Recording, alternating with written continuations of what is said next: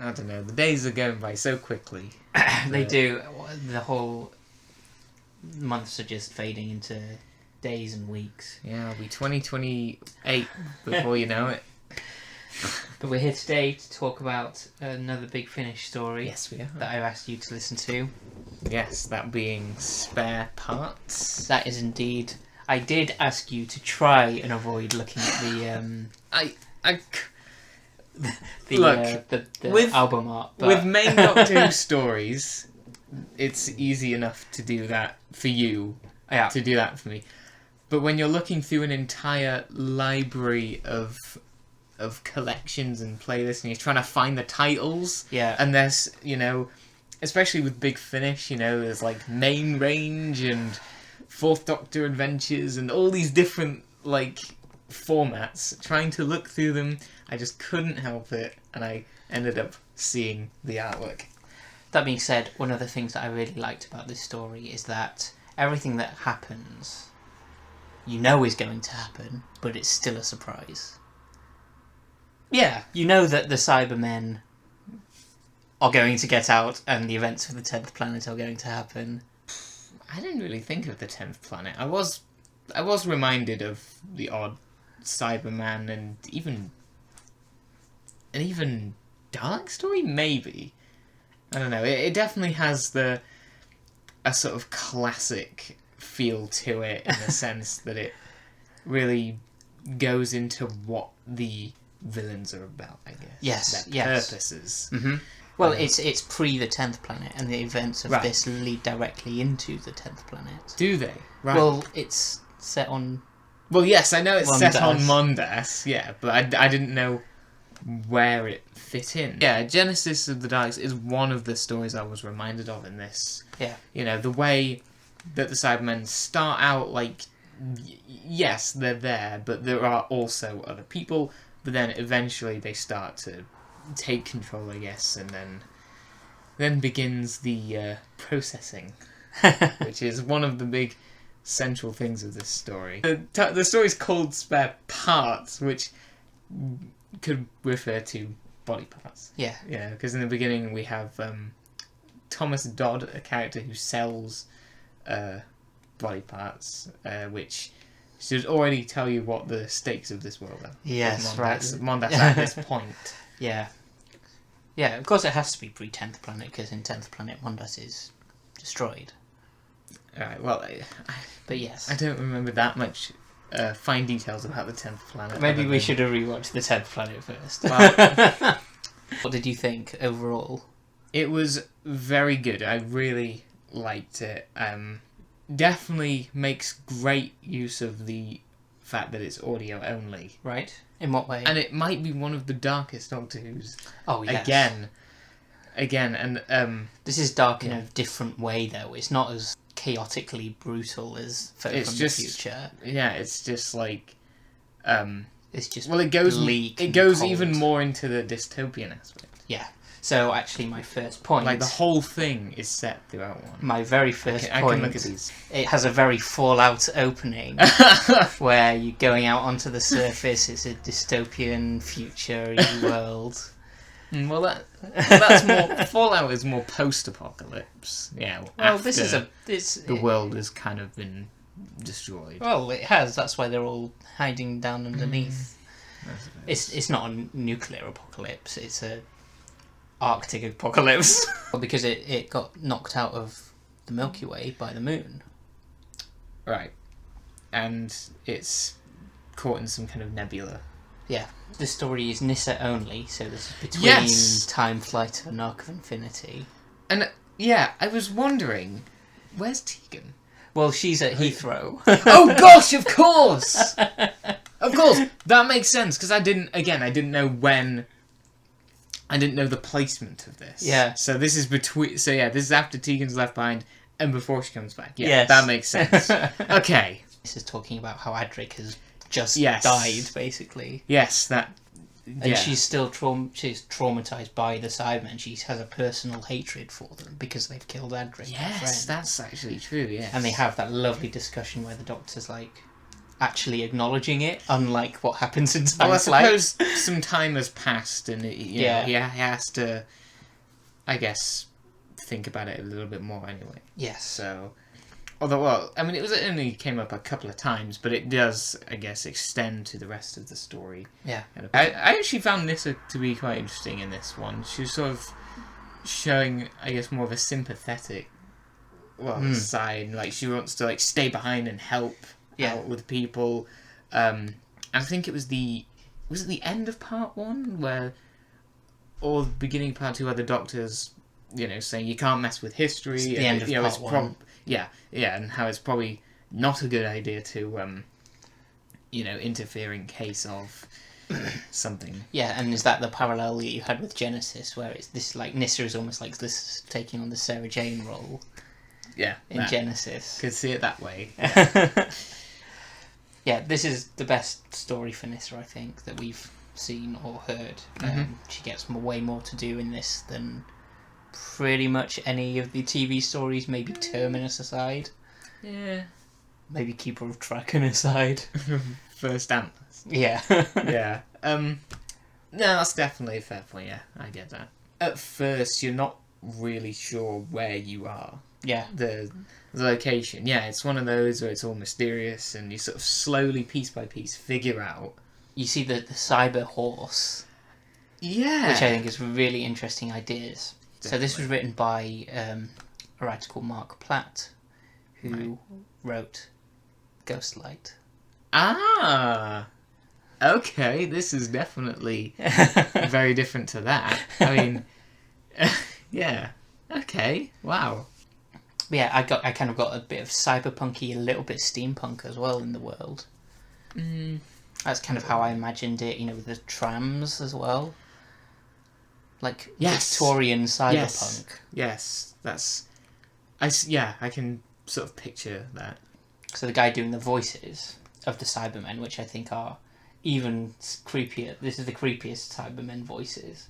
They're very robotic and sort of, I guess, computerized, which does fit in with the whole Cybermen. It's based on the original 10th Planet ones, the cyber voices, the sing-songy ones. Of course. But it's Nick Briggs doing the voice, who does like all of the voices for the new series, for Daleks, for Cybermen, for anything that requires a funny voice, basically. Wow, all him. Pretty much, yes.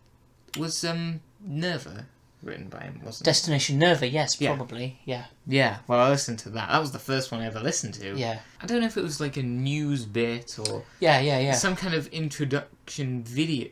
Not video, well, you know what I mean. It was like a recruitment thing for that's it. People going up on the surface, which is why it reminded me of Fallout, because in Fallout you would get that kind of video, wouldn't you? Like that kind of 50s... Yeah, Bioshock as well, when you get any plasmid or whatever. Yeah.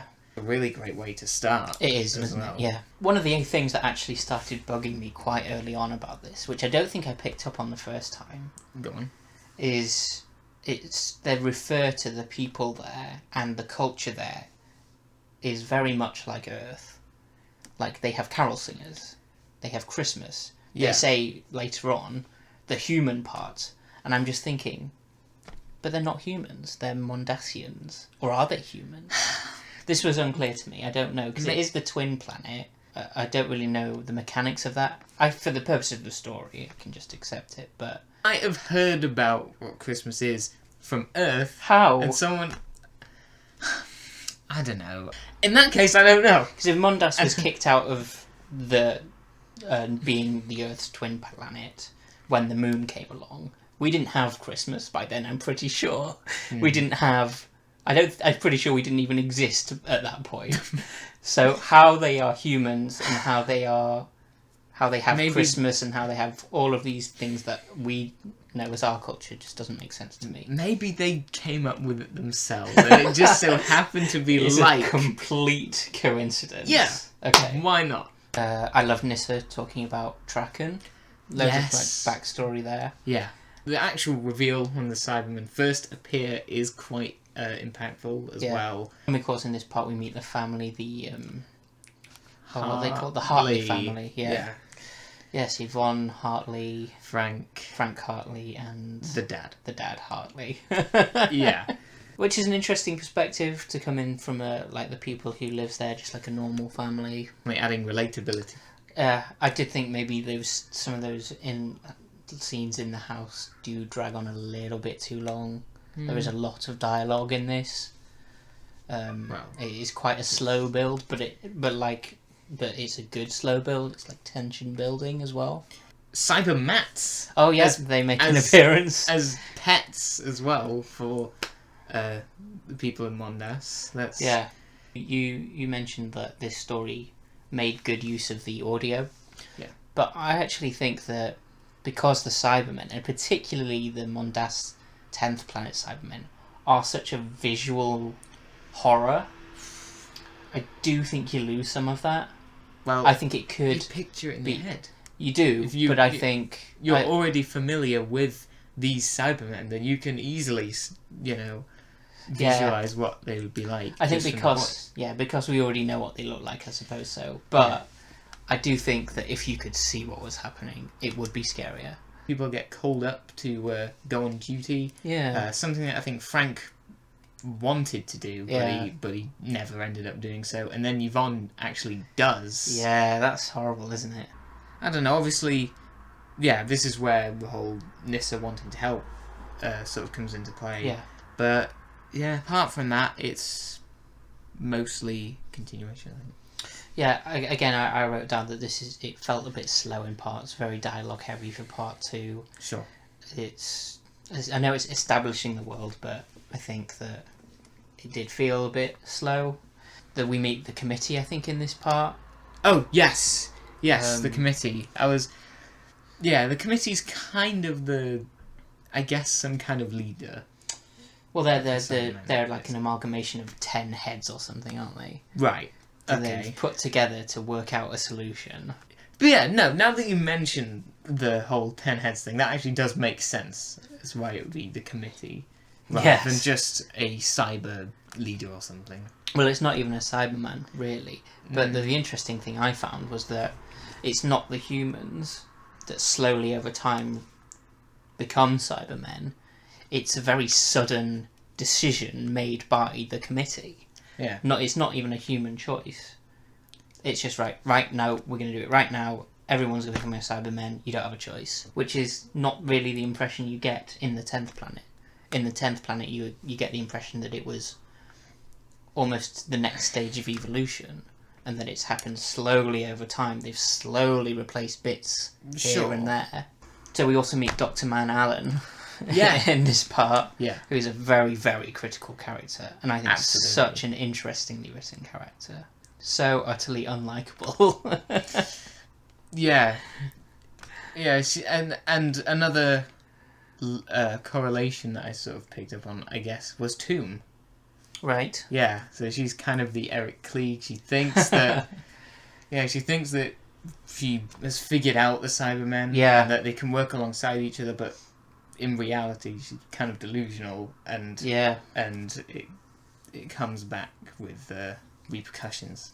Yeah, although it's an interesting twist though, because when it comes to the point where they're going to turn everyone into Cybermen, she kind of like, oh, right, okay, this has gone too far. Yeah, but that's like... And she just accepts it. She's like, oh, well, we're all going to become Cybermen now. Yeah, I'm next. Brilliant. And I just love that about her.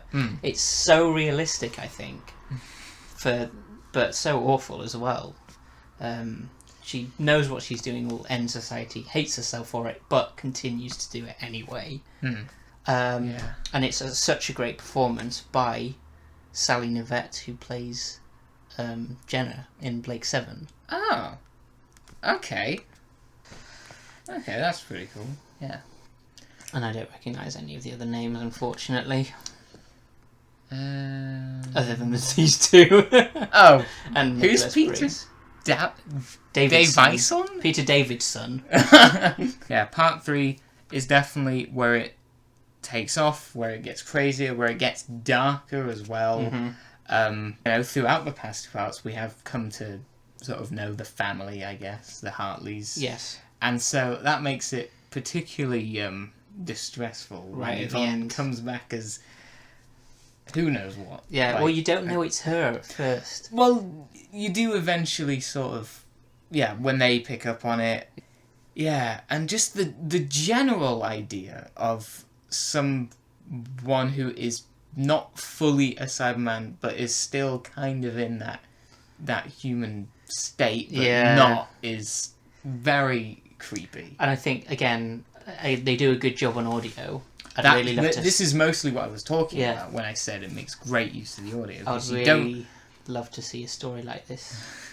I know you've said that a couple of Big Finishes were made into stories. Is that true? Adapted, not made Adapted. Adapted. Well, yeah, they're folks. They're probably coming up with new things. You know, like this is. I mean, Big Finish is. We can do something inspired by this. I'd love to see it, the genesis of the Cybermen as like on the TV show. I suppose you could do that. So we learn that the Cybermen smell of antiseptic, which makes complete sense, and is also even more terrifying. Like, you think of a hospital. Like, hospitals can be creepy places. There's the gold allergy fake out, where the doctor tries to use gold, and it doesn't work. I don't remember that. Yeah. I can't remember exactly what it was, but there was a fake out where he was going to use gold and it just did nothing. And I thought, it's a testament that in this really dark, kind of bleak story, there is room for comedy as well. Yeah, and I think yes. that's just peak Doctor Who stuff there. And it was quite funny, actually, in parts. At times, yeah. But, yeah, mostly... But, yeah, no, it's definitely more on the serious side, I think. Yeah. Yeah. Have we ever had someone that we actually really cared about be turned into a Cyberman? The closest I could think of was Toberman in Tomb. Yeah. Because that's their whole thing, is turning people into making other people like them, but they don't really do it. Although I guess what's he called in Attack of the Cybermen gets partly converted. Oh, yeah. I don't remember the name. Oh god, that's really annoying because he's in 2 stories, isn't he? Resurrection and that. Revelation? No, Resurrection and Attack. Attack. He's in police uniform. Oh, yes, him. I know who you mean, but not the names. I'll remember it as soon as we stop recording. Lytton. That's the name, yes. He's gonna randomly you got pop it. in. Another thing it reminded me of is Dalek Invasion of Earth with the Robomen. Okay. Yeah, turning people into this thing, and, it being people that have some kind of a emotional value to other people. Like, so in Dalek Invasion, obviously, we spend some time with Jack Craddock, who was one of the prisoners, and then later on we see him as a Roboman. And then there's the scene in the mines, when there's the guy who finds his brother, his brother, and he's trying to get through to him. It reminded me of that and made me feel a similar way. It's probably the highest praise I can give another Doctor Who You're story. comparing this to Dalek Invasion. Positively comparing it. Yeah. There's one called Project Twilight, which is utterly gruesome, and I just hated it pretty much. This I think gets the level just right. Yeah, it doesn't it's not frequent that happens. It's just it is mostly that one scene. Really liked about the writing. I don't know if it was intentional, but all of the job titles are suffixed with man. Yes, that is something I was wondering about as well. Yeah, you have like Sister Man and Doctor Man. Yeah. And I was wondering what was up with that. Yeah. So the way I've interpreted this, because of course, obviously, Cyberman, but also I think it's a contrast with the humanity of the people, that they've added the word man to all of their things, and then they're taking away of that for the Cybermen. So I think that's a really clever device to highlight how human these people are, compared with that being then taken away later, which I really, really loved that. I think it's so intelligently written. We have the Doctor in Part 3 also being used as the template. That I found really interesting. Yeah.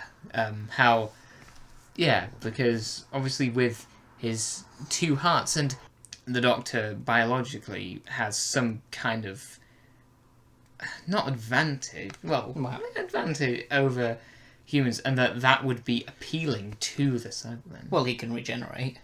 Yeah.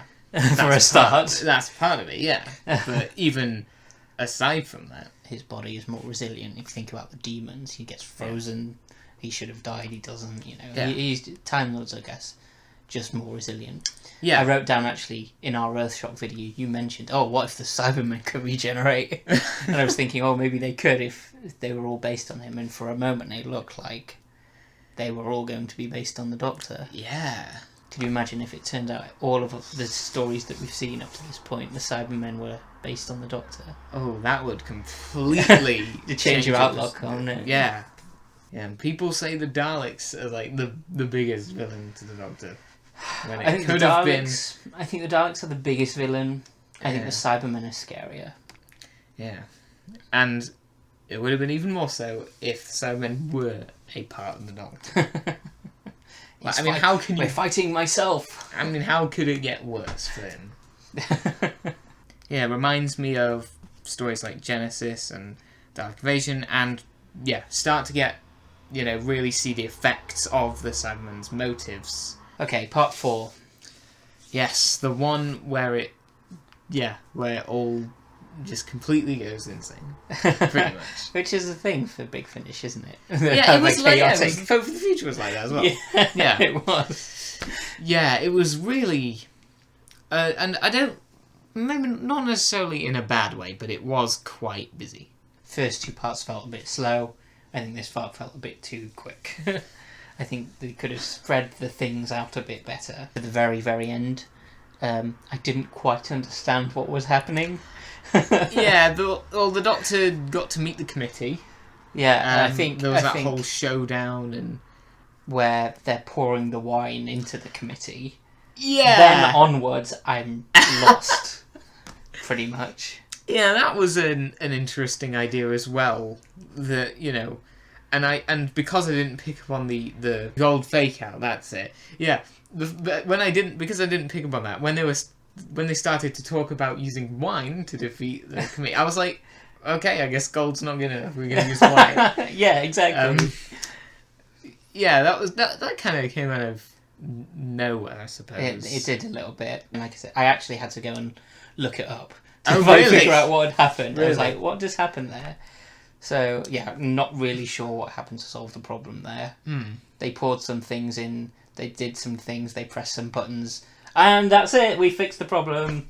That's kind of how it felt to me. Because right at the end, Zheng comes back in. Oh my gosh, yeah. And they're like, no, we are going to start again. And then it becomes the 10th planet, basically. Okay. Well, that at least makes sense, but... Yeah, to me, I don't know how I felt about the ending, because it kind of felt like oh, here we go again, sort of thing. And after all this stuff that happens and the bleakness of it, it kind of felt weird. Yeah, I know what you mean. I do like that it is sort of super bleak, that all of it was for nothing. But it kind of, But in a way it is like, well, what was the point of me listening to this then? In a way as well. It can kind of go both ways on that. Now that I think about it, the 4th part might have been my least favourite, because it was kind of the messiest. It was quite messy. Yeah. And it did... Yeah, I got to a part through it, and I was like, wait, so what am I listening to? Is this just noise, or... I don't know. When Alan says, but I created you, I got... like Frankenstein vibes again, which is crazy because we just watched a TV movie. Yeah, and that's like Genesis as well. Yeah, and then with Davros, when the Daleks turn on Davros, that's probably a more even though. Well, yeah. I actually noticed the music in this part. I thought the underlying string throbbing was really good.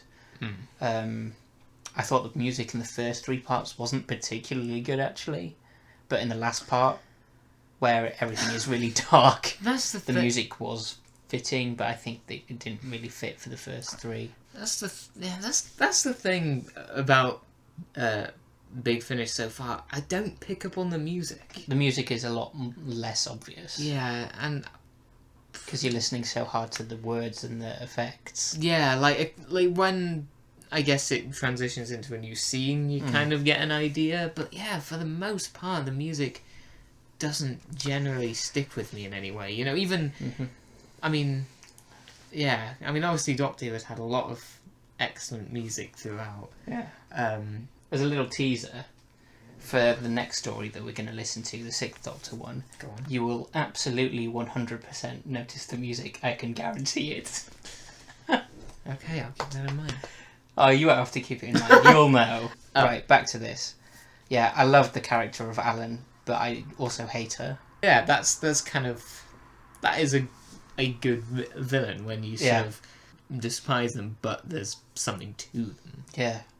Completely unredeemable, but so realistic as well. Yeah. Yeah. Just excellently written character there, I think. One of the best villains, I think, in anything. That's really. a claim. Really, because she's not...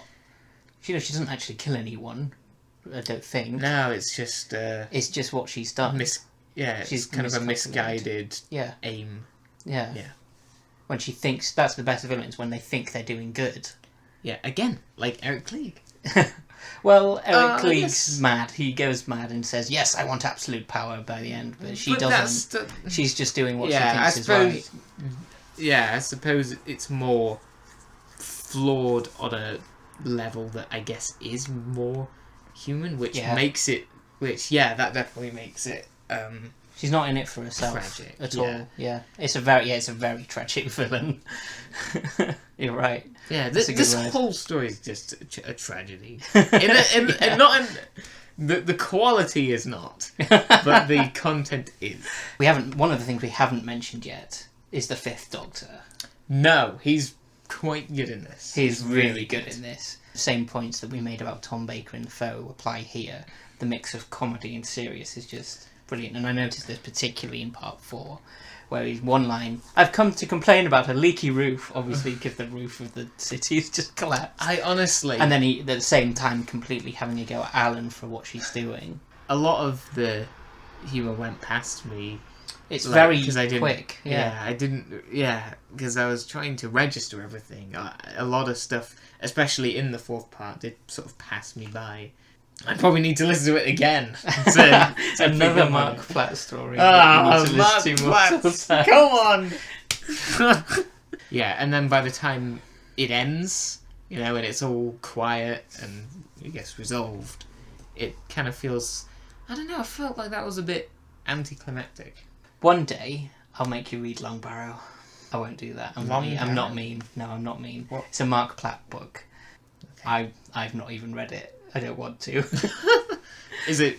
It's famous. So another parallel that I noticed, one that you may not have spotted, this is a subtler one, is with Power of the Daleks. Right. With Dr. Manallen with Lesterson. So by the end of Power of the Daleks, do you remember what happens with Lesterson? So Lesterson is the scientist that's like, no, the Daleks can be of use to us. They're going to give us this... they can solve all of our problems. They're not dangerous. Yes, because the Daleks are like they're all disarmed. Yeah. Yes. Okay. Yeah. And by the end of the story, Lesterson's gone completely nuts, and he says, "I am your son." Yes. Okay. Yes.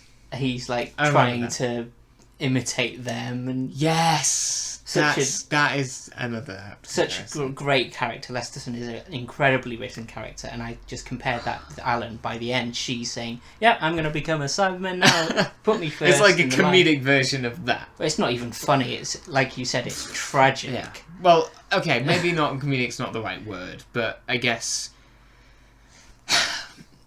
because she just gives up and is like, fine, you know what? But Lesterson in that is more begging. Overall story, I mean, I guess the middle parts, you know, like throughout 1 and 2, and then mainly 3 is when the story was at its best. You know, it was when it was at its most sort of thought-provoking and bleak.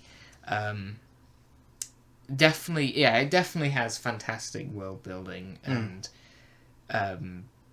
it and yeah, in terms of the Cyberman like depiction, I'd probably say this is one of the strongest ones because I mean, even though I love Earthshock, they're not particularly my favorite Cybermen, Right. you know, but here they are absolutely they're among their most menacing and scary. Cool. Yeah. That's a good summary. Yeah, but yeah, thinking about the story as a whole, it's definitely got those great things, but yeah, at the same time, it does kind of go a bit haywire in the final part. I did have a score in mind, but thinking back on, I don't know anymore. Yes. 7.5 from you and 8 from me. Okay, I was thinking 8, but us talking about well. I put you off. Me sort of no. Well, no. It was me realising, I guess, that parts of it were a bit... No, 8. No, you're an 8.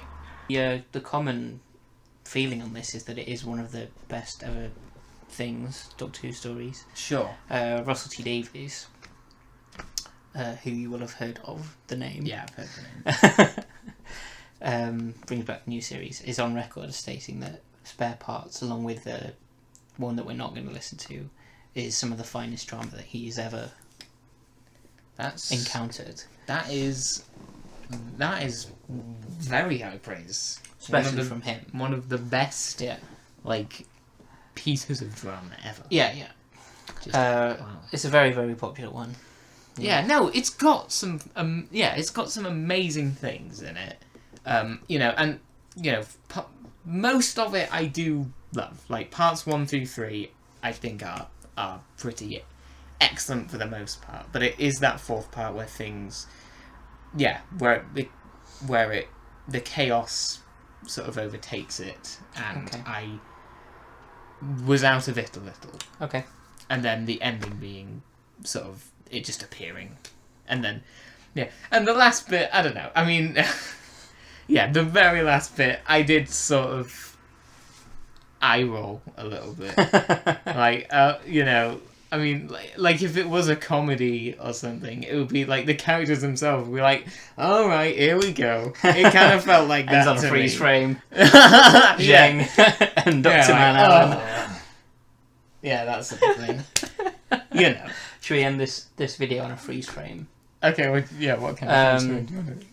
Should we do the, like, I'm a Cyberman and I'm firing my head thing? No, I've got a gun. What are you doing? I don't know. I said I'm a Cyberman and I've got a gun and I'm firing you with it. And you fired me? Yeah. Oh, I thought you meant both of us. Dude. Okay.